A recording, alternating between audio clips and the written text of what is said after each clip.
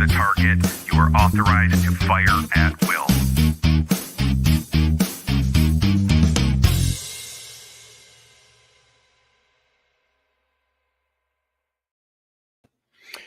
Hey, thanks for stopping by Minnesota Black Girl Regiment. I am your host, TC, originator, founder, showrunner, social media expert,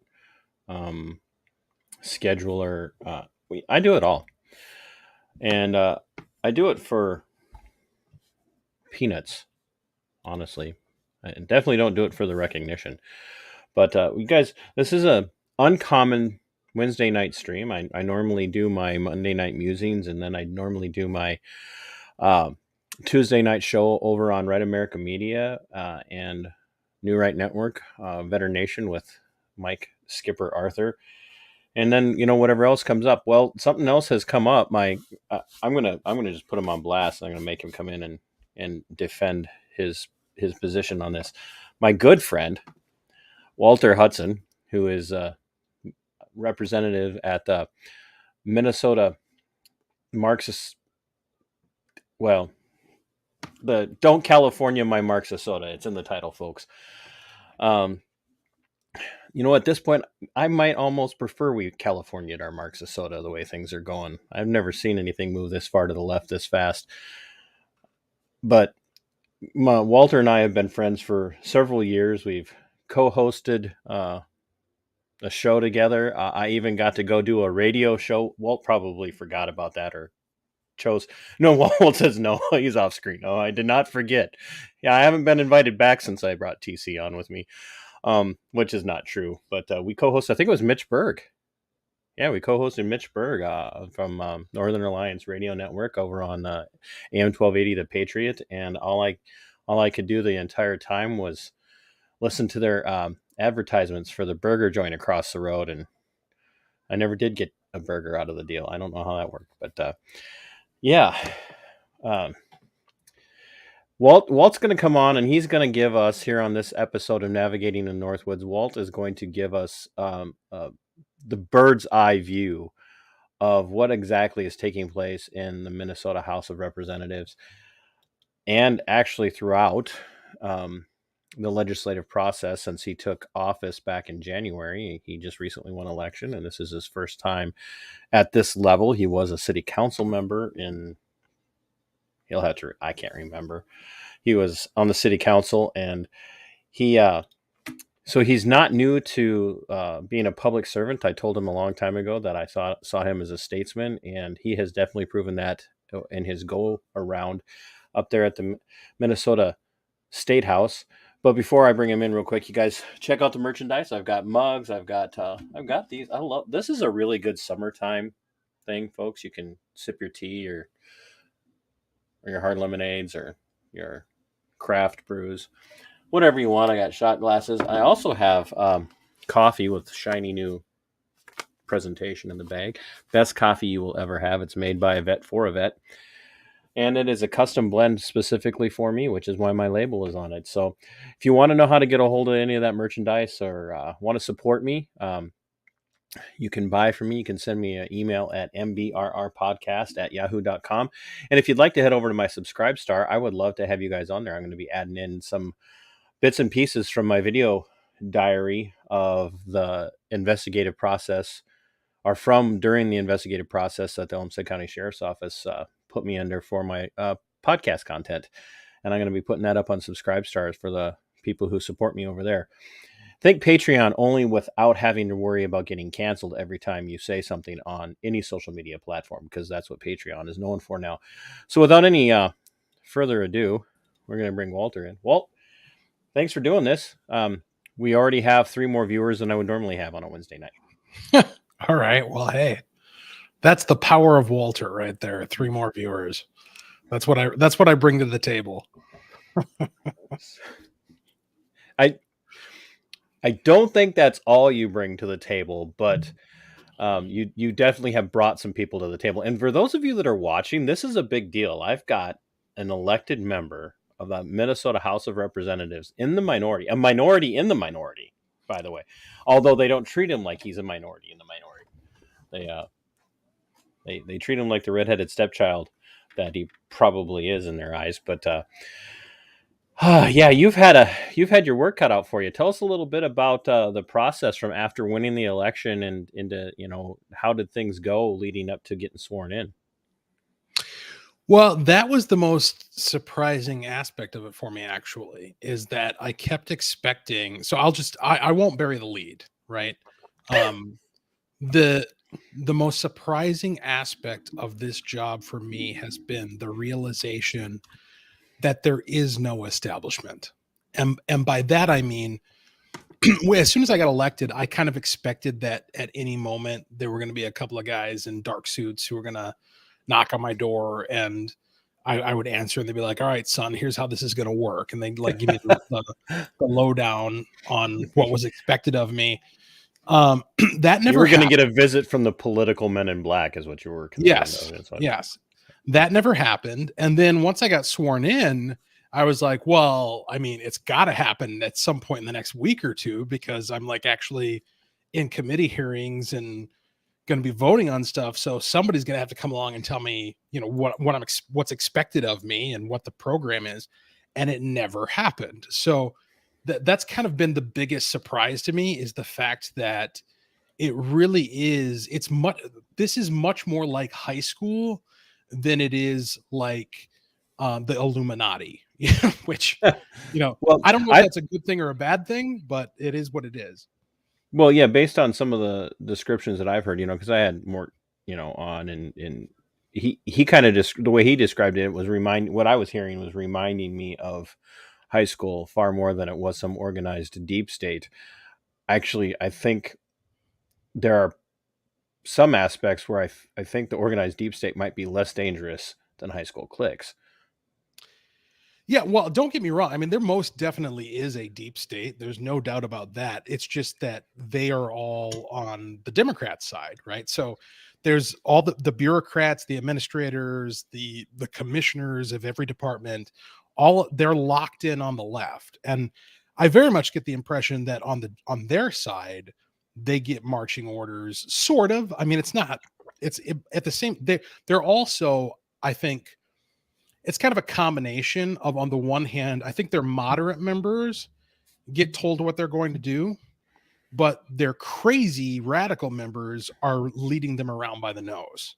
That's very much the impression I got from the When course. you talk about and we'll get into some of the finer points of I want to say this. Some of the legislative issues that we've covered, and if we've got time before, because for everybody who doesn't know, Walt also does a show with the esteemed former Representative Jeremy Munson, and as Walt said prior to us going live, that it's been a little sporadic, so it just happens to be that tonight's sporadic occasion is following this, so Walt is booked solid for the night. So we may not get a chance to talk about everything in a great detail, but we might touch on something that Walt and I were talking about a little bit on the Twitter sphere when it comes to No Knock Warrants. But we'll push that off to the back end.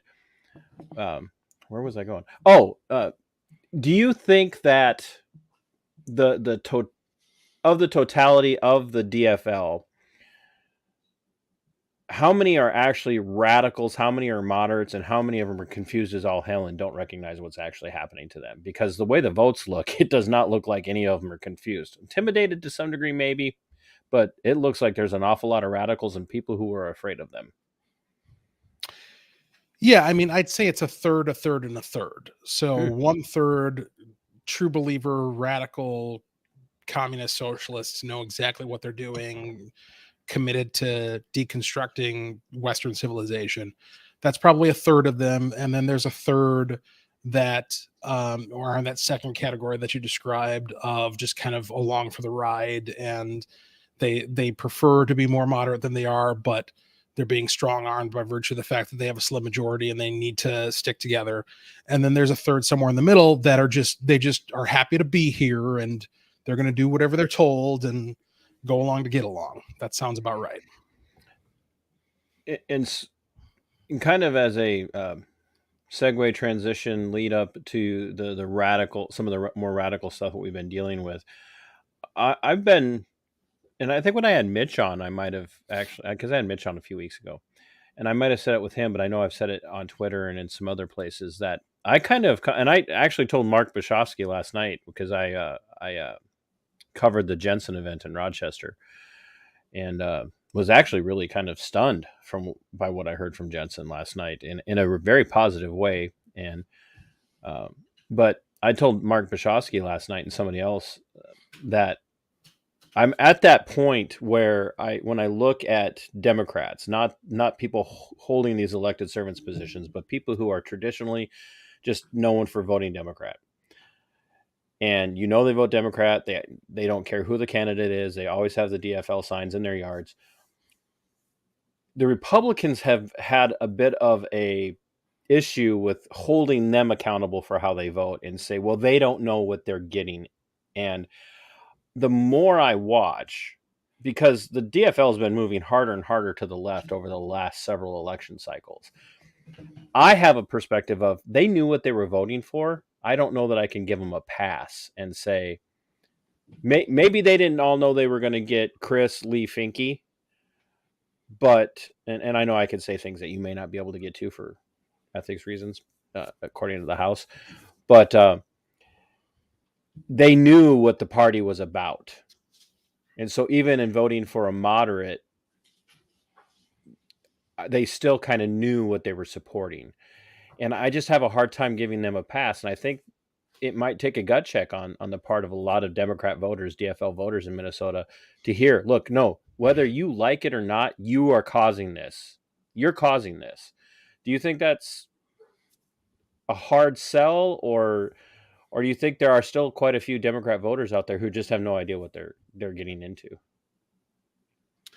Well, look, I mean, I think the electorate across the board. So, we just talked about breaking down legislators in terms of true believers, Yeah. moderates who wish they could do better, and people in the middle who don't care and are just going along to get along. I feel like that's probably a pretty fair assessment of the electorate as well, right? So, 1 out of 3 Democrat voters are doing so because, Viva Revolution, they want to overthrow Western civilization and undo the patriarchy and all this nonsense. And then you have Democrat voters who are, probably more JFK types, who are just kind of following the generational tradition. Dad voted for a Democrat, grandpa voted for a Democrat, so I'm going to vote for a Democrat. Or I'm in a union somewhere, and that's what I've been told I should do in order to benefit myself economically. So that's what I'm going to do. And then you have these folks kind of in between those two who they're not really putting a lot of thought into it.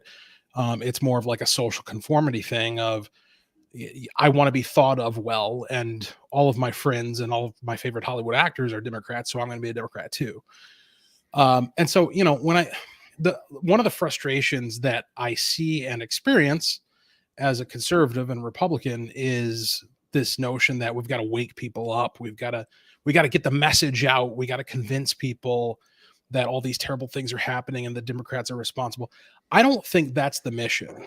And I thank God that that's not the mission, because if it were, then we're probably going to fail. I think the mission is activating folks who, if they were to vote, would vote with us, but they're not voting for various reasons. And I think the most low-hanging fruit of the low propensity Republican voter is the person who thinks that their vote doesn't count as a result of election fraud and election integrity issues.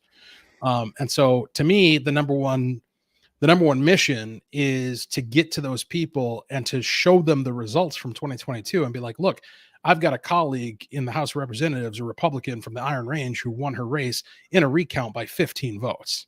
So what that tells me is that, yeah, there are electoral issues. Yes, the system is broken, but their capacity to just cheat is not unlimited. There's a functional limitation to how much they can manipulate the game. And so what we need more people to put ballots in boxes to overwhelm their capacity to cheat. And that looks an awful lot like grassroots activism in your own community and neighborhood that it's going to take a lot more than guys like you and who's your colleague that he proposed the amendment that would strip the protection language away. No, not, Oh, Harry Niska? yeah, Niska. Yeah. Yeah. No, it kept it in. I can't remember. He was going to relocate it to a different section of relocate the it. chapter or whatever. Yeah.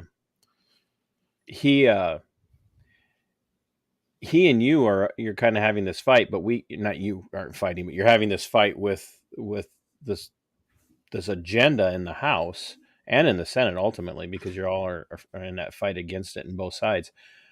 And I'm thinking like it. I think a lot of people vote, but then they expect their legislator, their representative or their senator to be the one to go out and get out the vote. And that just one person in a district or in a sub-district cannot do that. They cannot do that. It's got to come from the grassroots. Yeah. And it's almost antithetical to the Republicans. They just aren't real good at that.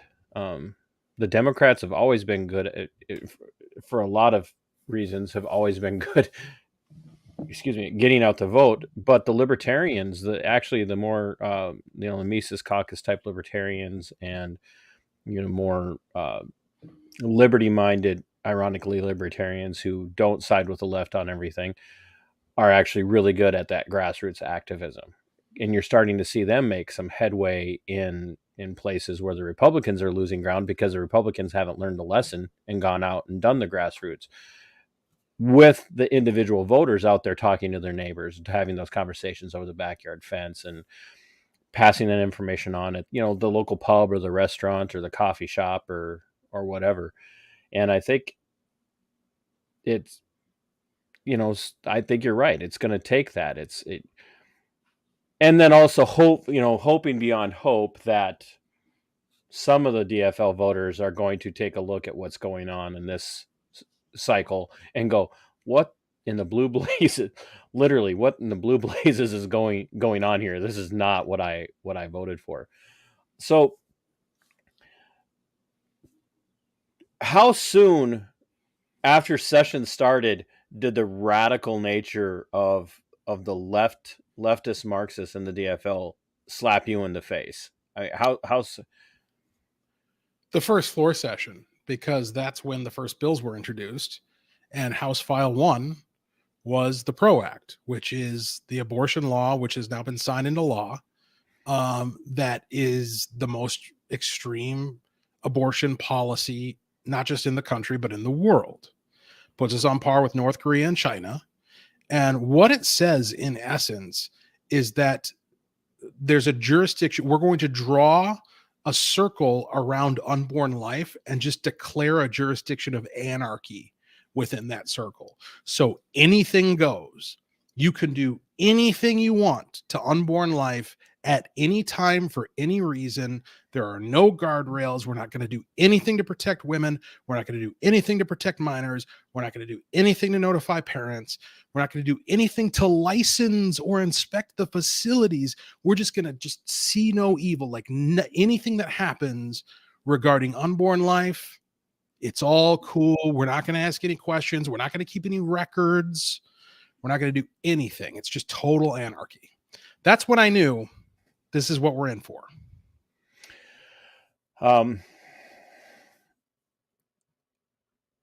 Did it ramp up immediately from there?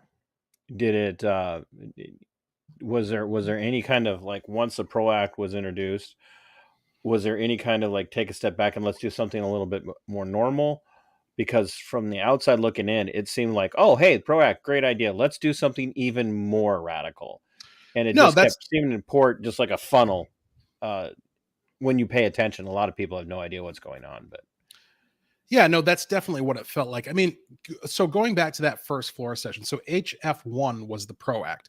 HF2 was paid family medical leave, which we can go into detail if you want to, but basically it's an onerous business employer mandate that applies to literally every employer in the state. So if you have a banana stand, like from Arrested Development, and you hire one person, you've got to give him 24 weeks of paid family leave. So that was HF2. HF3, I believe, was the elections bill, which just makes a complete mockery of our election system in the state of Minnesota. HF4 was the blackout bill, where we're going to ban 80% of modern energy production. If you go onto the MISO, like you can go download MISO, the MISO app, to see the source of all of your electricity on the grid right now. I guarantee you right now, this time of night, about 81% of it is coming from coal and natural gas. That's all going to be banned as a result of HF4. And we're only going to be able to rely upon wind and solar, which makes up 19% or less of the electricity currently on the grid. So you just go down the list, and it was just one insane radical proposal after another. And it's hard to say. I mean, after HF1, after saying we're all but going to construct an idle to bail in which to toss our babies into the flames of hell, short of that, it's hard to say that any of the things that came after were worse, but it stayed right down there in the gutter. Like, then you got to the trans refugee bill, the abortion refugee bill, this last bill. One of the last bills that we considered before the end of session, the health omnibus, included HF 91, which was another atrocious abortion bill authored by Tina Liebling that went in and gutted out and repealed all of our remaining protections for the unborn and for mothers and anything related to do with abortion. So, for instance, the Born Alive Protection Act, which mandated that if a baby survives the god-awful procedure of abortion and is born alive, they need to have life-saving care. That was gutted. They repealed that because that's how much they hate life and tacitly saying we're okay with you murdering a baby even though it survived an abortion. So 100%. So it never got any better than HF1. It just stayed right down there at the bottom level of hell the entire time. Lots of fire retardant clothing for you, I hope so. Yeah. Or lots of what's that thermos water bottle people carry around? That's not mine. I'm thinking of the one that's all everybody's really, But if you need one, Walter, just let me know. I can. You're talking about a Yeti? No, there's another big one now. I can't think of it. Okay. So let's just, for lack of better terminology, let's just get to the elephant in the room, or the jackasses in the room that you serve with. The trans refuge bill. That, out of all of the things that caused a massive amount of scrutiny and uproar, and I mean, even to the point where there was some egregious behavior directed at one of your fellow representatives from the Republican side of the aisle. Representative does Representative Finke go by Finke or Fink? It's Finke. Okay, Finke. It's okay. Lee Finke is the proper pronunciation. Yes, proper. Yes, proper. Yes. Anyhow, so Representative Finke, that's the best you're getting out of me tonight. Yeah, Representative Finke is almost single-handedly responsible for much of this very radical trans agenda stuff that is going through the Minnesota House, has now been passed, signed into law, with just vim and vigor from our governor. But how dangerous, ultimately, as you read the legislation, as you read the bill, and now the law, the statute in Minnesota, ultimately breaking it down getting down to brass tacks, as they say, just how incredibly dangerous is this, and what are the repercussions for the state of Minnesota with everything that's kind of fallen under that umbrella? Well, I mean, look, the plain reading of the law, as it has now been signed into law by Governor Walz, the plain reading of it allows for anything that is called gender affirming care to be performed on anyone at any age. So similar to HF1, where there's no guardrails, there's no restrictions, you're declaring a jurisdiction of anarchy in the space of abortion. In a similar sense, you're creating a jurisdiction of anarchy under the cover of anything you claim to be gender affirming care. So it is not inaccurate to say that this bill allows for a 4-year-old to get hormone treatment or surgery in order to transition them, or a newborn infant, right? Like as soon as they're past whatever undefined threshold qualifies them for human rights under the new regime of HF1, they will immediately go into qualifying for gender affirming care, whatever that means. And the definition is completely open-ended and loose. Now, what you'll hear from the other side, and what I hear all the time, is, well, no doctor is going to prescribe hormones to a 4-year-old or to an infant. No, nobody's going to perform these surgeries. Okay, fine. Then put that into law. Like, draw a line. Define when these things can happen. Why are you not willing to do that? Why are you not willing to say that we're at least going to require you to be the same age that you would need to be in order to get an ear piercing before we chop off your genitalia? I mean, that seems like a pretty reasonable thing to me. Or we're at least going to require you to be the age that you would need to be in order to get a tattoo under your own reconnaissance before we allow a doctor to say that you're going to ingest these chemicals that are going to fundamentally divert your natural physical development. I think that's a pretty reasonable position, but none of that is codified within the trans refugee bill. And that's not even the worst part of it. I mean, that's pretty bad. It's really bad. Yeah, But that's bad. That's bad. The worst part of it is that it effectively nullifies the laws of other states in defiance of the full faith and credit clause of the United States Constitution. So what Minnesota is doing in the 2023 legislative session, in at least a couple of different regards, I would argue more, is it's engaging in actions similar to the secession states prior to the Civil War, where they're just saying, yeah, your laws don't apply to us. We can do whatever we want. And specifically when it comes to the trans refugee bill, you know, you've got like South Dakota, Iowa, other states throughout the union who have passed laws saying you can't do this stuff to kids because obviously you shouldn't be able to. And Minnesota is saying, well, you know what, here, we don't care about the laws of other states. So if you are engaged in criminal activity in South Dakota, you can come over here, and it's like the good old days where crossing state lines meant you no longer had to face prosecution. Or you can engage in what is genuinely regarded as parental kidnapping. So if you're a mom, and there's a real life incident of this where a father, because California has a very similar law to the trans refugee law. And so does Vermont now. Okay. Yeah, so well, I don't know if they passed it, but my friend Josh Slocum from Disaffected Pod has been breaking down their law, which is almost verbatim the exact same as Minnesota's and California's, and there are other states that are doing it. So there's one case that I know has been highlighted at the Daily Wire amongst other outlets where there's a father who objects to his son being transitioned, and the mom really wants it to happen, and so she took their son to California, and now that father's parental rights are no longer recognized by the state of California. So he has no legal recourse to do anything. He has to just sit from Texas or wherever he's from and watch as his son is poisoned and mutilated to affirm what he regards to be a lie. And so, you know, that's what this law allows, and it's pretty reprehensible. Is there any hope that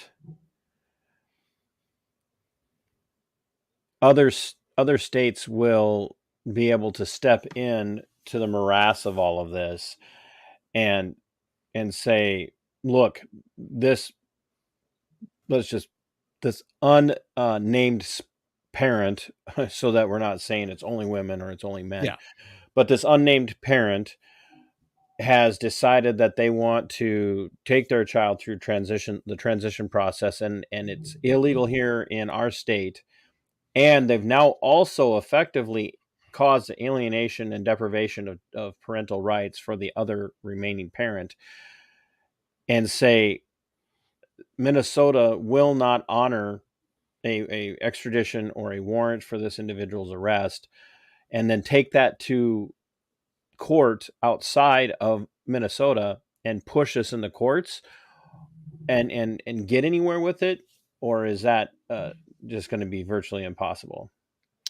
Yeah, I don't know what all options are available to other states. I know that Senator Lucero and I organized a letter that was authored or signed by various other senators and representatives and sent to Governor Kristi Noem in South Dakota, encouraging her to take action to ensure that there's some sort of prosecution of people who take advantage of this situation to deprive residents of her state, parents in her state, of their custodial rights. There's a similar letter that we're sending to a couple of other governors. I believe the governor of Iowa and the governor of North Dakota, to try to get them on board with this as well. I mean, frankly, it's to the great shame of the other 49 governors of states within the union that they didn't immediately respond to this legislation with unified lock-armed condemnation and assurances of, like, in a saner world, Minnesota would be censured by every other state for doing this, as would California. That's the thing that really disappoints me more than anything, is it's not just, people like to point to the politicians and say the politicians are failing us. No, the culture is failing us. You're failing us. You're failing you. Like, to the extent that you're not getting up and making a big deal out of these things, look at this situation. It doesn't mean me, folks. He doesn't. No, my problem is not making a big deal out of things, by the way. No, that is not my. TC's ahead of the curve. But I mean, you look at like this Dodgers situation, which I don't want to get too deep into it, but suffice it to say, the LA Dodgers are going full tilt beyond woke into like full blown obvious like blasphemy and just Satanism that's directly targeting the Catholic Church. And it's like, where's the church? Where are all the Christians at standing up, condemning it? Where are all the Christian, like the Catholic? There's got to be like Catholic governors and senators and representatives, right? Like around the country. Where's the letter signed by 500 elected officials across the country? Condemning. And just to note, Walter is not a Roman Catholic. He's just defending them. No, I'm just saying, like, if you actually believe this stuff, if you actually believe the things that you say you believe, and it's actually sacred to you, then you would act accordingly. As soon as you said this Dodger thing, I'm so disconnected from athletics in the United States that I went to like draft Dodgers. Like, what? And then you're like, no, like the Dodgers. And I'm like, yeah. You haven't heard this story? Well, no, I'm going to have to go look it up now. Thanks to you. I'm not going to go. Okay, go ahead. What it is, and you're not going to believe me when I tell you what it is, because I believe you, because I know you wouldn't make things up for me. It sounds like a made up story. It really does. Straight out of the Babylon Bee couldn't have written this better, right? One of those. It's not the Bee story. The Dodgers didn't just invite. So let me start with what the group is in question. So there's this group, I forget what they're called, but it's basically gay guys who dress up like Catholic nuns and use like crosses for props and crowns of thorns and all these religious iconography in order to perform these explicitly blasphemous gay performances, drag shows, what have you. And this group is, and they're like explicitly satanic. Like they talk about being of Satan and worshiping Satan and what have you. And not only were they invited to come to an event by the LA Dodgers to and participate and put on a show, they were going to be granted an award, like a prize for recognition for their service to the community or something like that. And there was an outcry, and then they got uninvited. But then there was the counter outcry from the, satanic hordes, the culture, and the Dodgers relented and said, okay, you're welcome back. And so now they're dealing with like the third wave of reaction to this thing, where conservatives are very lamely and slowly and inadequately responding to the fact that this is taking place. So that's where we're at. If I hadn't heard it from you, you know what I'm saying? I told you it's you know what it's reminiscent of. Honestly, it's reminiscent of how people are responding to Daniel Penny and the fact that he is, the subway guy who was involved in the unfortunate situation where the actual bad guy in the New York subway train car ended up losing his life. Yeah, and literally there again, folks, got straight out of the annals of you can't make this crap up. People are now, even though witnesses have come forward, people who are on the train car have said he's a hero. We were all terrified. Several of us helped him. He tried to save his life. People who weren't on the train car, of course, are demanding that he be charged with murder, demanding that it be charged as a hate crime.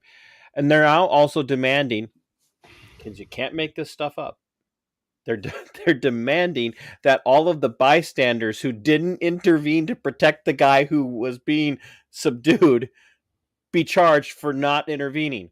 Yeah. Think about this. Somebody described it as a giant chokehold of a human centipede. If they all would have done what they wanted them to do, then they would have all gotten charged for doing the thing that they wanted them to do but shouldn't have done. And that's exactly the same. You've got this back and forth of this moral outrage, this moral panic on both sides, and you just can't win. And strangely enough, as bad as that is, still not as bad as the trans refuge bill in Minnesota. And it's pretty bad. I'll bring it back in. I'll get us right off the rabbit trail. So the trans refuge bill is bad. The precedence that it sets is now Iowa can pass something like that and say, we're going to sell firearms. Notice segue coming. We're going to sell firearms to prohibited people in Minnesota, and we're not going to report it to anybody in Minnesota. Yeah, it's hilarious. In the last couple of days of the session, there was this relatively minor dispute or hang up where we were debating whether or not to accept a bill that came back from conference committee, and the hang up was that there had been language changed in the bill. I'm trying to remember exactly what it was or what it did. That was going to have the effect of, oh man, what was it? It was going to, it was going to make it so there's a list of crimes that a person can commit, that if they commit those crimes, they're not eligible to work in a child care facility, right? And it's all the stuff that you would expect would disqualify you for being able to work in a child care facility. And what the language inserted at the last minute was going to do is make it so that we were going to classify that information. We were no longer going to make it public information, what the person did in the event that they got what's called a set aside, which is basically like an exception that enables them and allows them to work in spite of the fact that they have one of these otherwise disqualifying events. So for instance, one of the things was, and I kid you not, like false imprisonment, abuse of a child. So let's say somebody committed one of those crimes, got convicted, served their time, got out, And for whatever reason, an administrator or bureaucrat gave them a set aside. I think it's a commissioner of a department has to do it. The public would not have access to that information. So now you've got somebody working at a childcare center who has been guilty of one of these crimes, and nobody knows. The childcare center doesn't know. The parents And don't they're not know. and they wouldn't be allowed to know by the law. It Right. would be a violation of this person's private information. Right. And so as we're debating this on the House floor of like how crazy this is and why is this happening, the offer, and this, I think this was inside the health omnibus bill, and which was authored by Tina Liebling. And so Tina Liebling gets up in classic Tina Liebling fashion, with her, exasperated, you guys are all crazy, disposition and demeanor that she puts on. And it's like, you guys are blowing this out of proportion. This isn't a big deal. All we're doing is complying with federal law.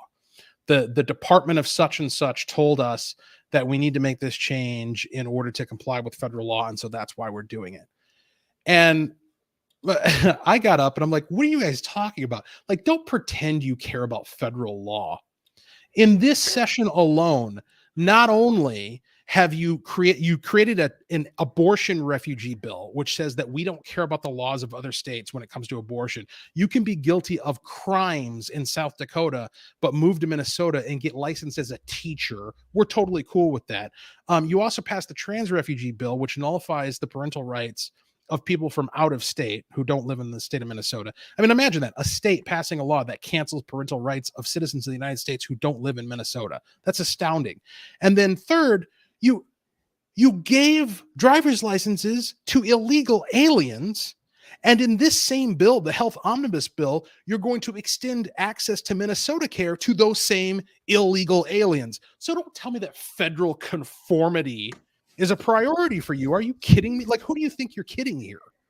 But that's the level of dishonesty that we're dealing with these guys. Is they just say whatever sounds expedient in the moment, even when you can readily point to the fact that they don't actually believe the things that they're saying. So, I won't, if you want to, I can't remember her name, but just last week,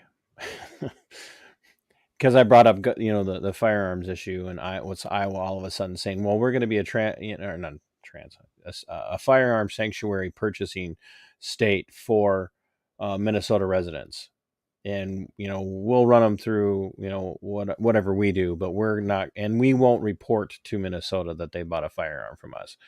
We're going to protect their identity.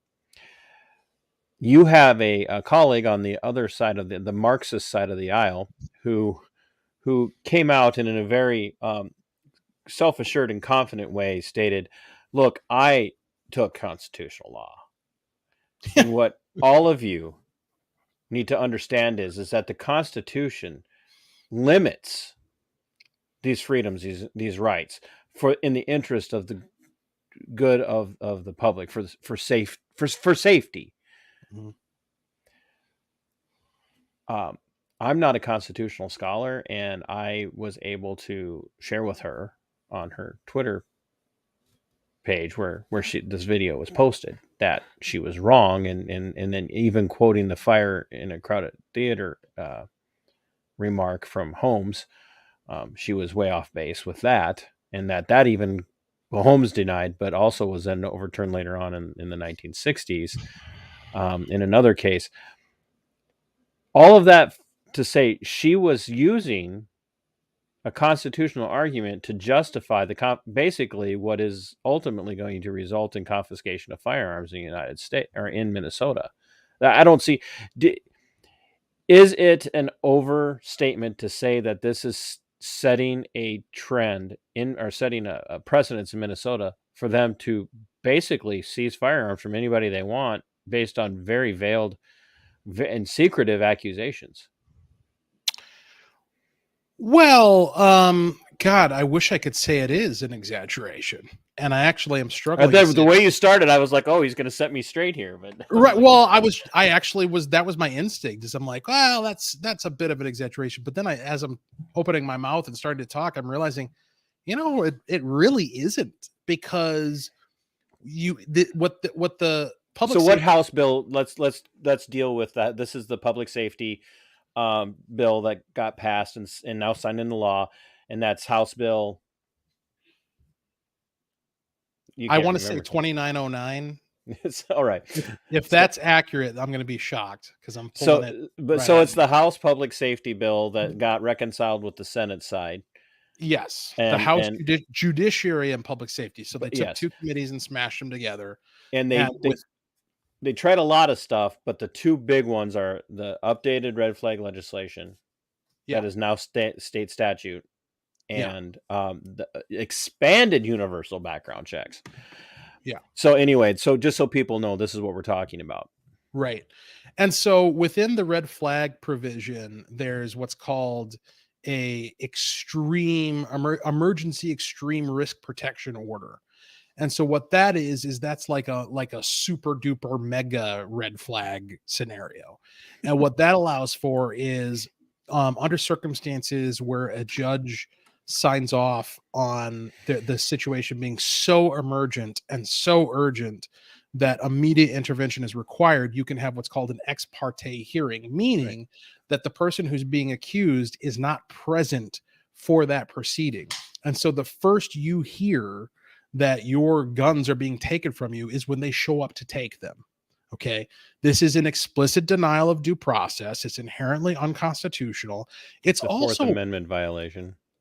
It's also patently absurd, right? So in the circumstance where, like, let's say there is some circumstance that exists where you can demonstrate beyond a certain burden of proof that somebody presents an imminent threat to themselves or others and shouldn't have access to a firearm. Well, they probably shouldn't have an access to freedom if that's the situation, right? Like if they're an imminent threat to themselves and others, then they probably need to be in custody, whether that's custody of the criminal justice system or custody of some involuntary mental health scenario. And just so people understand, I don't speak for Walter, but he is not actually advocating for this blanket, arrest them and put them in a psych ward somewhere. That's not what he's saying. That's the ridiculousness of it. Is like, I can read between the lines here. What Walter is saying is, if they're too dangerous to have a gun and they're that severely dangerous, they're too dangerous to have a car. They're too dangerous to have access to a pressure cooker. Correct. A crock pot, a knife, an airsoft, maybe even a paintball gun. I don't know. But I mean, so we already have in the law this concept of, and as you're well aware, this concept of like a 72-hour hold, right? Yep. Where the circumstances present themselves where you're going to take somebody into custody. And it's not an arrest per se. It can be, but it's a situation where you're saying, look, we need to evaluate what's going on here and make a determination. And what I'm suggesting is that if this hypothetical situation exists, that the red flag law is premised upon, where they're going to go shoot up a school imminently, like we have reason to believe it's going to happen. Well, then they should be in custody. You don't just like show up and take their guns and then leave them in the home to go and do whatever they want, to show up at the school with a knife. Are you kidding me? Like there needs to be a more comprehensive intervention in a scenario like that. So the entire the hypothetical premise that they present as a justification for the red flag law is inherently absurd. But to your question of can they use this to take guns from anybody under trumped up charges? I mean, theoretically, absolutely. So anybody shows up, if it's an ex parte situation, anybody who shows up making accusation against anyone else, if they can fabricate a credible story and convince a judge to sign off on it, then yes, they can come take your guns. Is it not really at its root there? I don't want to say, is it not? At its root, there's also no consequences for anybody who ultimately files a complaint or a concern or reports or whatever. There's no consequences for anybody who uses this in a vindictive way. Correct. Yeah. So if your neighbor and you are having a conversation about something and it happens to be, something that you guys disagree on, your neighbor knows that you're this, hardcore mega gun owner, duck hunter / deer hunter / pistol range guy, he can literally, he or she could Karen it on up and make a complaint anonymously and get you stripped of your rights 100%. and face no consequences for it. Mm-hmm. Yeah, 100%. And by the way, this is the Black Robe Regiment, right? So we're coming at this thing. I don't know. What are you talking? Where? Oh, me. Yeah. We're coming at this from a Christian perspective. It is a biblical principle of justice that if you bear false witness against your neighbor, in ancient Israel, if you accused your neighbor of something and it came to light that it was a false statement, you would suffer the punishment of whatever you accused your neighbor of, up to and including being put to death. Yep. And I think that is a principle that ought to be mirrored in our modern law, where if, like, for instance, if you bring a false accusation of rape, which is something that can destroy a person's life, like even if they're found to be innocent or not guilty down the road, just by virtue of the fact that that accusation was placed into the air, it could destroy their life, destroy their marriage, in their career, get them fired. And that's, of course, the point, right? Like the whole reason to bring a false accusation like that is to cause harm to that person and to debilitate their capacity to enjoy their life that they have a right to. And so there should be consequences for that, and they should be meaningful consequences. And I think they should be equivalent to what the person would get sentenced for or sentenced with if they were found guilty of what they've been accused of. It's and what a lot of people don't understand is, with this red flag legislation, you're dealing with now criminalizing this individual for having committed no crime. Right. In the sense that they now have to go into the criminal justice system and defend themselves from these accusations, and they don't qualify for a public defender under these situations, which means if they want to go and get their gun rights back, which I hate even saying that you shouldn't have to get your gun rights back, but to go back and get those firearms that belong to you rightfully, right, back, you have to spend thousands and thousands of dollars to go in and prove that you're not the danger. Right. And there's no objective standard for what makes you dangerous. And once you're in that system, you're toast. Yep. You're toast. Like, people give up. People absolutely give up. And, I know the Gun Owners Caucus and others here in Minnesota, Firearms Policy Coalition, is, watching the Minnesota like a hawk on this right now. But they'll tell you need a victim of this bad law to fight the law.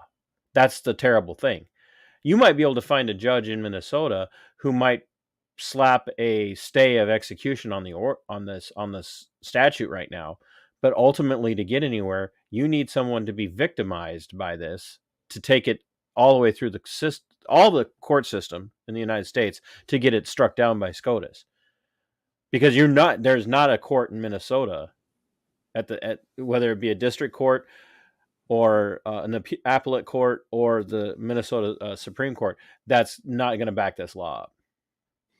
Yeah, 100%. Yeah, somebody's going to have to be harmed. Yeah. Before anything can be done about it judicially. That's definitely true. Do you believe that? And this will be a little bit ironic foreshadowing for later on if we can get to it. Do you believe that this runs the potential of seeing people hurt, not just financially, not just through the justice system, but when does it take effect? Do you know? I don't know when it takes effect. I think the standard take effect date for laws is in July or something like that. So in July, if this really happens the way it could, we could see an uptick in law enforcement officers being hurt or citizens, private individuals being hurt by the abuse of this law. And because it's happened in other places. It's happened in other states. Maryland's a really good example of this. There was, I believe, or was it Connecticut? There was a guy who somebody reported him and on a red flag, and he ended up being shot and killed because he had a gun. And they said, well, we're here to take him. And it was right there. And they said he looked like he was going to grab it, and they shot him. And I don't envy the officers being in that situation, but I also feel terrible for any person who's, like you said, next thing you know, the only time you know about it, there's the knock on your door and they're there. Do you think anybody besides reasonable people like yourself, do you think anybody thinks about the danger that this creates? Well, I mean, to the extent that they do, they don't care. I mean, those are really the two options, right? Like, you either think about the danger or you're ignorant of it, or you don't care. And it is ironic, because I know the issue you want to get into later is the if we have time. Warrants. I know I don't want to take you away from your but I mean, it is ironic because it's literally, in this case, it's literally, I want to say, the same author of both bills, like the one who says we want to ban no knock warrants and we want to create red flag laws. I could be getting that wrong. But certainly it's the same party that's advocating for both of those positions. And on the merits, they are diametrically opposed positions, because on the one hand, you're saying, oh, it's so dangerous to come in unannounced and execute a warrant on someone. And on the other hand, you're saying it's really super important that we come in with no expectation, no warning, and take somebody's guns from them. Well, if one situation is dangerous, then the other one most certainly is. And I'd actually say the red flag is even more dangerous than even the others. And you already kind of have an idea how I feel about the no knock stuff. So tell me a little bit about the last minute addendum that they tried to attach this weekend with banning all future sales, possession, and transfer of all semi-automatic firearms in the state of Minnesota. Like, people just, you have to understand this. Like, these people, this shows how little they know about firearms. All semi-automatic. That could be a 22 with a tubular chamber, or non-tubular, just a regular magazine. It could be a semi-automatic hunting rifle. It could be a semi-automatic shotgun. And yes, folks, they make semi-automatic shotguns for hunting or even home defense. Every single handgun outside of a revolver or a flintlock. Yeah.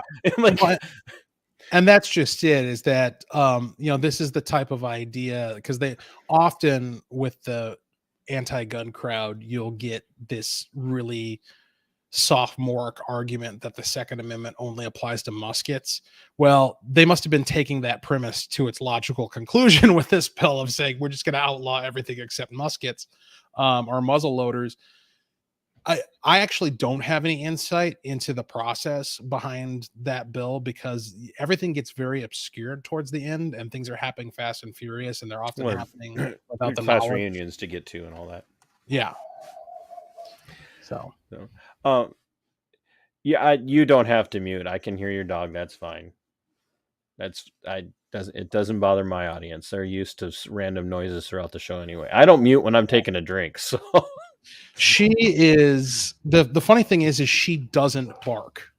So there's something. Do you need to go check on the family? No, she's fine. There's a squirrel or a small dog or something. Like, every once in a while, she gets it in her head that she's got to protect us from nothing, and decides today is the day she's going to bark. Given the right time of day, there may or may not be, not that I would ever not follow every single ordinance in a city, but you may or may not be able to hear a rooster. I mean, a chicken, when I'm recording. I'm not saying that I would ever do anything like that without permission, but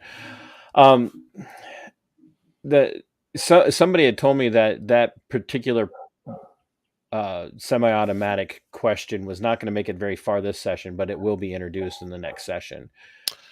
Oh yeah, like all the crazy stuff that we're all excited didn't pass this It's session. coming back. It's coming back. Yeah, absolutely. And it's definitely coming back.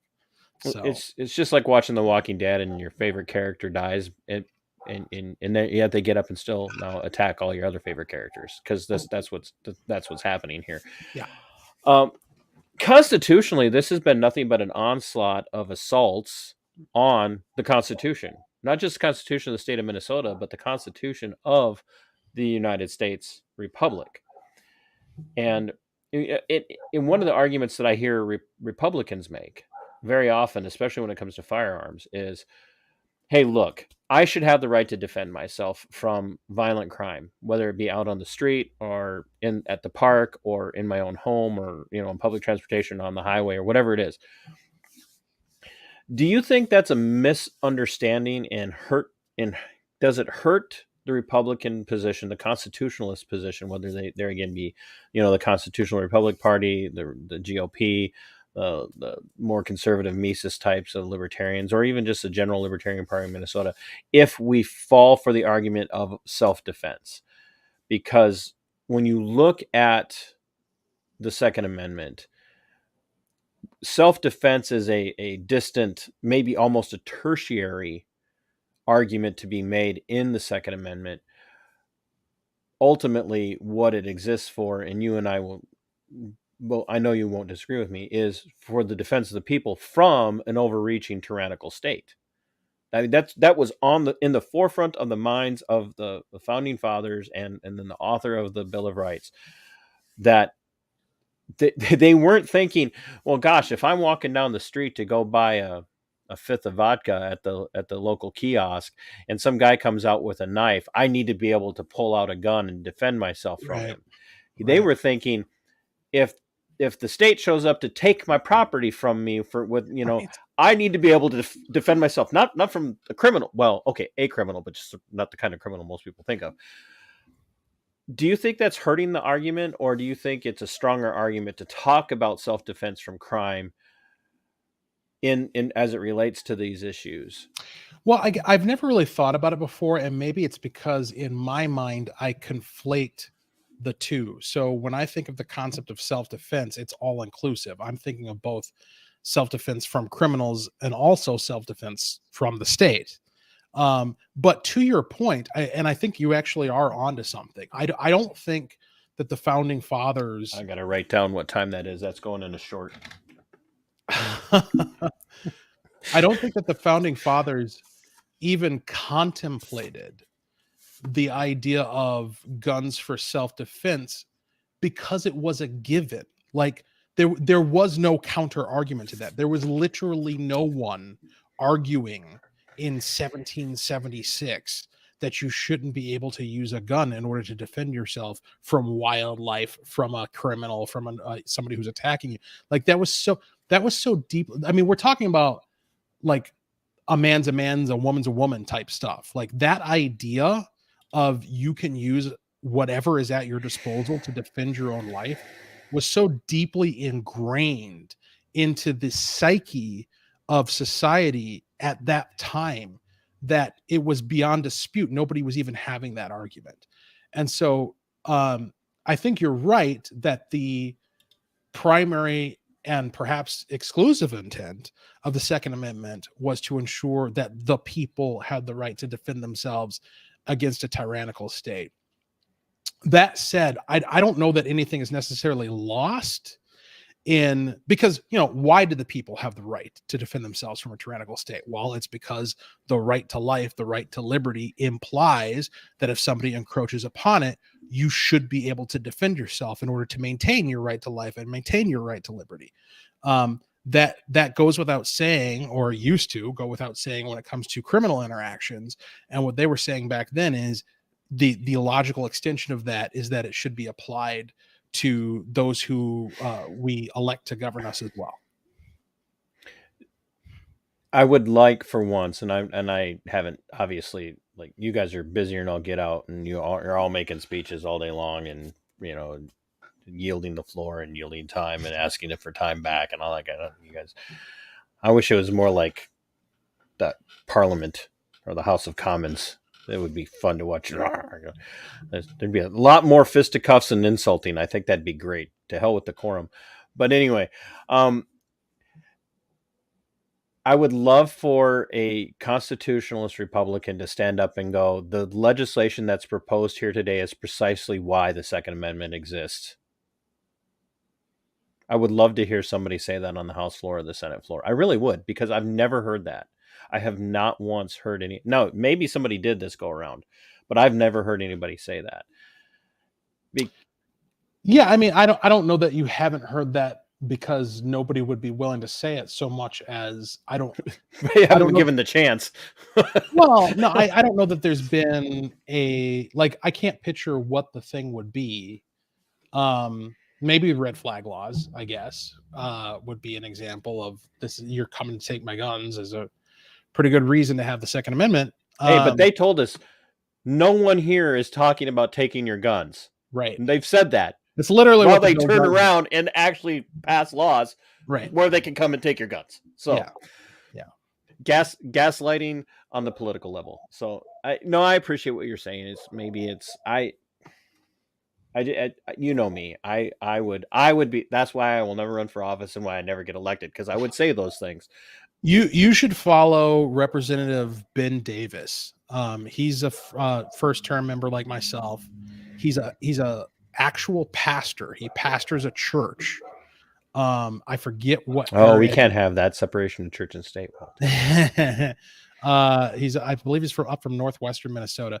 But if you go and look at some of his floor speeches, especially towards the end of session, because was his patience level shrinking? Yes.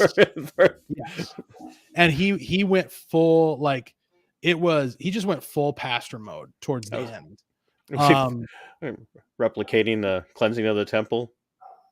Almost. I mean, it was like he's quoting scripture on the floor and talking about how people are going to be accountable to God, and all this stuff that makes people nervous, right? Because it's like, but I mean, he's fiery. So we definitely have at least one of those folks who's willing to just push it to the limit. So, I want to talk a little bit about the First Amendment now here in the state of Minnesota, and the irony of your Madam President of the House. Is that how we refer to her? Madam Leader. Speaker. Madam Speaker. Yeah. No, it's the President of the Senate. Yeah. Madam Speaker in the House of Representatives. And her hot mic about, well, they just won't get heard. Basically saying they're shutting their mics off and no one's going to get to hear them, as they were ramrodding things through, which speaks to their mindset of the legislation that is now, if I remember correctly, was voted on and passed and approved and will be law, to now create a hate crime or a hate speech registry in the state of Minnesota, because anything that you say now is subject to scrutiny and dissection here in Minnesota. And how dangerous of a slippery slope is that? And people are like, oh, you got to stop talking about slippery slope. It's like, I can't stop talking about it. I'm standing on it. I need help here. I'm like, how dangerous is this? Because you've raised some points on this and others have raised some really good points. I mean, even defending J.K. Rowling could get you put, and admittedly, they admitted, it could. It could very well, defending J.K. Rowling in Minnesota could get you put on the hate speech registry at the Human Rights Commission. Yeah, Harry Niska did an outstanding job of putting Samantha Vang, who is the author of the bill, through her paces in asking all these hypotheticals of, would this qualify as a reportable incident? I give her credit. She didn't back down from any of it. No, but she also was a little too cute by half, because she wouldn't directly answer the question. She just wouldn't say, no, that doesn't qualify. Now, Jamie Becker Finn was more open. She actually stated that misgendering someone would qualify as a reportable incident under this database. So refusing to lie about physical reality is now hate speech in the state of Minnesota. But yeah, I mean, so when this bill was first heard in Public Safety Committee, which was very early in session, I asked Samantha Vang, what if I went on social media, or anybody went on social media and just posted a Bible verse, like no context, just a Bible verse or passage that talked about the definition of marriage being one man and one woman, or spoke in disapproving terms regarding certain sexual proclivities? Would that qualify as an incident that's reportable under this registry? And I got the same type of non-answer. Yeah. And basically what her answer is, which I think is, you say, how dangerous is this? And the answer is infinity. That's how dangerous it is. Because her answer was, it's whatever a person, a protected class, a marginalized person, it's whatever they perceive to be an incident of hate. That's what it is. So literally anything that a member of a protected class says is a reportable incident of hate is a reportable incident of hate. And it's not going to be verified. There's no like investigation. There's no looking into the facts. There's no adjudication. There's no judgment regarding whether or not there's merit to the claim or not. It's just accepted on faith, at face value, without question, that this person says that they were the victim of some sort of incident, non-criminal incident of bias, and that incident is going to go into this database for purposes not entirely made clear. Like, that was the other thing that we kept hammering her on, is like, what are you doing this for? Like, what's the point of collecting this data? And the best answer we could get was things along the lines of, we're stopping hate. We want to know what's going on. Didn't the idea of educating people about hate also kind of got brought up so that we can have conversations and educate people about this? It's kind of like during COVID, when the governor wanted to send all the law enforcement officers in the entire state out to talk to every non-compliant homeowner and non-compliant mask wearer and non-compliant business owner to go out and educate people. The problem is anytime this happens, anytime this kind of education happens, then you're looking at re-education when somebody doesn't comply to the initial round of education. Yeah, 100%. And that's the thing is, the point I made on the House floor is, if you go to a judge and you say, I want a warrant for such and such and so forth, and he asks you why, and your answer is, because I want to know what's going on, he properly is going to laugh in your face, because that is not a reason to grant a warrant. Well, you used to be able to count on that, Walter. You can't. But I mean, that is quite literally the justification that was offered on the House floor by prominent Democrats.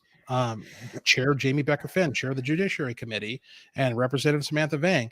That was quite explicitly the reason given for why they ought to have access and keep records of non-criminal incidents of quote unquote bias, is because they just want to know what's going on. Well, guess what? Your government doesn't get to know what's going on. Government doesn't have a right to know what's going on.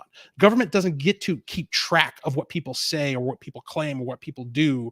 They don't get to just keep information for no justifiable reason. That is not a power that government has, except now it does in the state of Minnesota. Well, but and you know how I feel about a lot of these things. We share a lot of the same views. There's some very few fine points where we differ on things.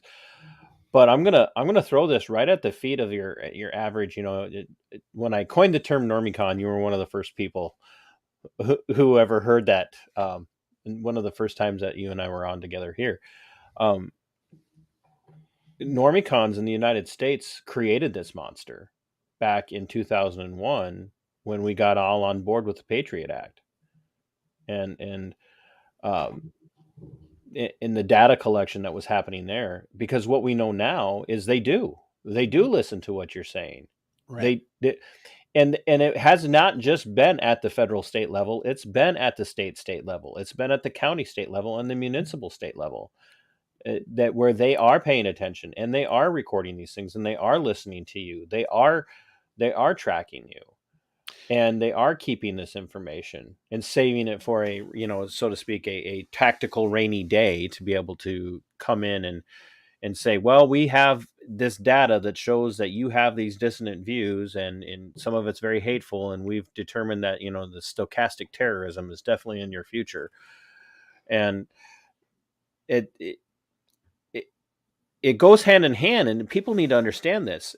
Every single one of and tell me if you think I'm wrong. And what I'd like to do is, instead of trying to tackle the other issue, maybe we can have you on for a briefer but more in-depth conversation about the issue of no knocks and what I think you'd find we probably have a lot more common ground on that than what it showed when we were interacting on Twitter when you didn't remember who I was. But I changed my name on Twitter and it threw him for a minute. He's a very busy man. All of this goes hand in hand. From the abortion, from the very first day, the abortion bill, the ProAct, all the way to the trans refuge, all the way to the Second Amendment issues that are in the gun legislation, the public safety and justice stuff, along with the driver's license for all of these things they're all interlaced. They're all interlocked. They're moving this finely tuned. People don't see it this way because I think a lot of people sit back and go, man, the House of Representatives and the Senate, they keep calling it the trifecta. I'm calling it the triumvirate is what it reminds me of. It's very much, they're all this triumvirate of rulers. All of these things are connected. This is not a mistake. The hate crimes, the hate speech issues, the idea of being able to come after people for their firearms with red flag legislation, trans refuge, all of this stuff, all formulated to mesh together to create a database of people to come after for having dissonant views. And how are they going to take the teeth away from people with dissonant views? Put them on a list, take their firearms, tell them they can't say things. That's it. All of this stuff is all meshed together. Do you see it that way, or do you think it's just kind of happenstance and they got lucky and it just was a perfect storm for them? No. So, I mean, kind of going back to how our conversation started of, how do you break down where all these people are at, and I said, I think a third of them are true believers. A third of them are, fearful moderates who are being dragged along by the scruff of their collar. And a third of them are just completely hapless and have no idea what's going on. I think that's kind of how it breaks down with the agenda as well, right? So, but are any of the hapless ones, or even the kind of the moderates, they're not writing any of this legislation or sponsoring it? I mean, they'll sign on to stuff because for whatever reason, various reasons. But for them, it's just political, right? Like I think that there's a large, and I think this is generally true of politicos in the United States, is that the vast majority of people who are in this business, quote unquote, are just opportunistic players who are going to do whatever is opportune in a given moment, and they're not thinking beyond the next election. I think that's the vast majority of people. But on the edges, on the leading edges of the movements, you have people who know what time it is and who understand what the overall cultural dynamic is. And what it is it's quite literally a battle between good and evil, a battle between Americans and revolutionaries, counter-revolutionaries who want to deconstruct. And, look, they're not even hiding it, right? Like, they'll tell you explicitly that their goal is to deconstruct Western institutions in order to affect their goal of equity, which is, and James Lindsay has a great half-hour presentation on this where he breaks it all down, starting with Marx and working his way through history to the modern concept of being woke, where they finally figured out a process that works for communist revolution. And it's not economic, it's not class-based in an economic sense. It's based in race and identity and gender and all of these cultural issues. That's where the bullseye is for the revolutionaries. They've figured out a way to convince people who are materially well off, which all of us are relative to the rest of the world in the United States, because that was the underlying problem with communism, Marxism, as it was originally conceived, is Marx is going around trying to convince everybody that they're oppressed. And people are like, what are you talking about? I got 2 cars and a dog and 2.5 kids and a wife and a job with a pension. I'm feeling pretty good. What are you talking about oppressed? I don't know if the guy with 2.5 kids is feeling real good about that. I just want to. But you know what I'm saying? It's like, Yeah, it's hard to convince people on strictly economic terms that they're being oppressed when they're actually pretty happy and like their lives. Which is where the divergence from economic Marxism and Gramscian Marxism came in, is that Antonio Gramsci, the Italian communist, Marxist dissident, realized that the faux pas in the economic Marxism was that you were never going to be able to convince people who are economically well off, materially well off, that they were oppressed. You had to convince them that even though they were well off, they were still being oppressed. And voila, here we sit, all of these acolytes of Gramsci and ultimately the acolytes of the Saul Alinsky are winning. They're just winning. They've absolutely, which is why I coined the phrase Marxisota back when I first launched the channel. Is I was watching Gramsci and Marxism play out in front of me, and it's and you've seen it. You and I've had these conversations numerous times, and it's disturbing. What are you going to do for the summer now that you've got the summer off? I'm assuming your employer expects you to be back at work. Yeah, I mean, that's the irony of, after 4 or 5 months of being accused of being a bought and paid for member of the rich elite who's a crony of corporations, I'm going to go back to my blue collar job where I live check to check and I'm barely scraping to get by just like everybody else, and just go back to living a normal lifestyle until February 12th, when we all come back to do it again next year. So, oh gosh, you guys are off until February of next year? Yeah. Which is good. You want that? No, no, right. I'm not arguing. I would like. Yes, please. Government shutdown would be great. I would give me all the deadlock, all of it. I just want all the deadlock right now. I don't care who's in office. I want all the deadlock. So you're going back to work. Are you going to be doing any events, speaking? Oh, sure. So, where can people find you and all of that? Yeah. So, cliched stuff like "you're not my friend." Right. HudsonForMN.com is the campaign website. I'm at some point here, I'm going to give it a revamp to kind of reflect kind of a post-session leading into 2024 relevance. Right now, it's all the stuff I campaigned on in 2022. So there's that. See what I did there? I do see what you did there, and that's great. I'm going to be at the Liberty Tea Party Patriots on June 1st, which I believe is going to be held at the Willie McCoy's in Champlin. I want to say 6:30, 7 o'clock, somewhere in that area. You can look it up when I'll be there, along with various other reps, Elliot Ingen, Pam Oltendorf, a couple of others, and we're going to be giving a breakdown of the session. I plan on doing, I'll do things like this. I'll do interviews, I'll do podcasts. I'll of course be getting out in my district, parades, festivals, that sort of thing. And there's a Juneteenth festival in North Minneapolis that I plan on going to. I'm just going to set up a table. It's kind of going to be like Steven Crowder with the Change My Mind table, only it's going to say "Ask a Republican," and you just can walk up and engage with Republicans. When is this taking place? I don't know off the top of my head, but you can look up Juneteenth Festival in North Minneapolis and it'll probably pop up. Brah, I'm coming. And I'm gonna be there.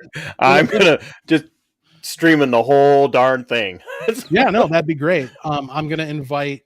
I've already invited a couple of members, but I'm gonna invite every Republican representative to stop by. I'll be there the whole time because I'm setting it up and paying for it, which it's not that big of a. I want to commend you on that, by the way, because I'm going to flat out tell you that I know that the red wave did not materialize. I was predicting it was not going to materialize in Minnesota for a number of reasons, let alone across the country.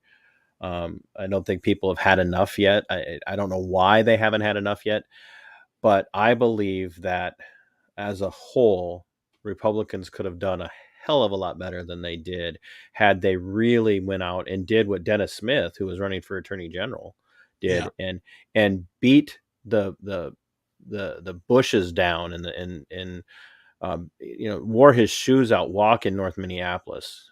That he sparked some interest there, and there are people who have gone completely from, like, I got a guy that I knew from my former career. We were on opposite sides of the career field, who was Antifa in 2020, is now parading himself on Twitter as the urban conservative. He's not woke. He's been completely awakened. He has seen what's going on and is ready for change, and they've been begging genuine grassroots conservative Republicans and others to come in there and say, talk to us, tell us why. And the response is always, well, if you want change, then you got to vote for us. And that's all they're getting. And no one's giving them reasons why. You've got to do something at 9 o'clock. I do. I tell you to tell Jeremy I said I'm sorry, but I'm not. So we will get you back on soon to talk about that other issue. And Walter, I keep it up. You are genuine. I told you this a long time ago, and you kind of guffawed at me. You are a genuine statesman, and you still give me hope for the Republicans. When I see you and people like Harry out there doing your thing, I still have some hope. So thank you very much for your time. I'll close up shop. I won't say anything dangerous rhetorically. All right. I appreciate it as always. Take care. Take care, brother. Right. Bye.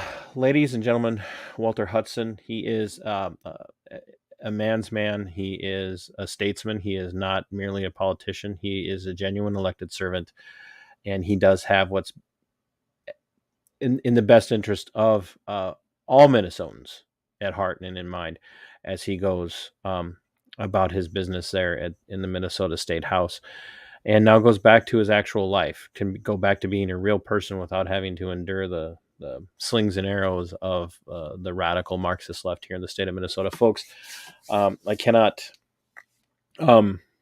thank those of you that are supporters over on Subscribestar, those of you that watch, that share.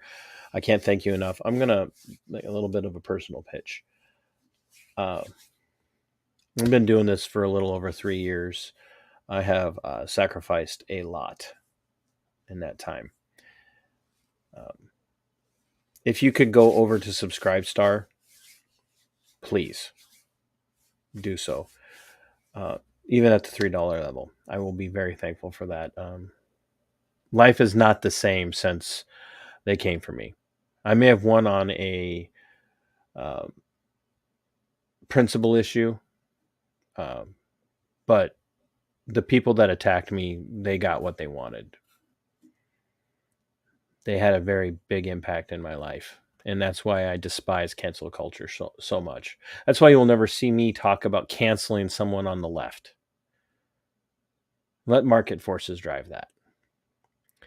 And so, once again, if you would, head over to my Subscribestar, do what you can, because I want to be able to keep doing this. And I don't know if I'm impacting anyone, but if I've had any impact for you, if I've had any moments where I have helped you or opened your eyes to something, or have given you a platform to speak, or given you talking points, I'd appreciate the help. I really would. It's needed. So, merchandise, Subscribestar, every little bit helps. And I won't tell you I'm eternally indebted to you, because there's no way I can pay back even the people that have helped me since I started this. But I will offer you my undying gratitude and thankfulness. So until next time, my friends, fight for your liberty. It is yours. Fight for your freedom. It belongs to you. Sic Semper Tyrannis. We are go for liftoff in T-30. Stand by for further instructions, Minnesota Black Robe Regiment. Secondary guidance systems engaged. Minnesota Black Robe Regiment, it will be on my mark.